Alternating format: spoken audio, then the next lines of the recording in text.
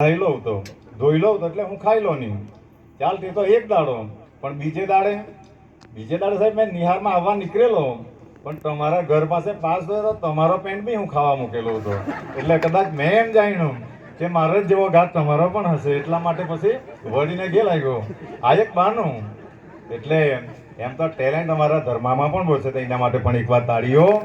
પાડીએ અને અમે તો ઈચ્છા રાખેલી છે જયંતિભાઈ સાથે 20મી ડિસેમ્બર તો એના માટે પ્રયાસો જો ભગવાન કૃપા કરે તો માણસોને કાંથી કાં બેસાડી દે જો કોઈએ પણ એમ માનવાની જરૂર નહીં મળે કે મેં નબળો છે આ દુનિયાની અંદર ખાલી માણસો પ્રયાસ કરે 2 ડગ માંડે તો બાબા એની સામે 100 ડગ માંડી દે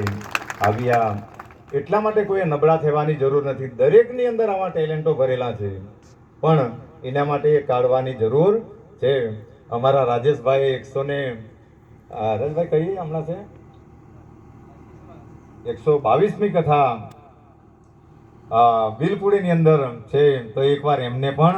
અને હું વિનંતી કરીશ કે બધા ભક્તોને કારણ કે 60 કથાકાર છે આટલી કથાઓ આપણી તો ખાલી એક થઈ પણ જેમની 122 સુધી તો રાજેશભાઈને વિનંતી કરીશ કે આશીર્વચન આપે.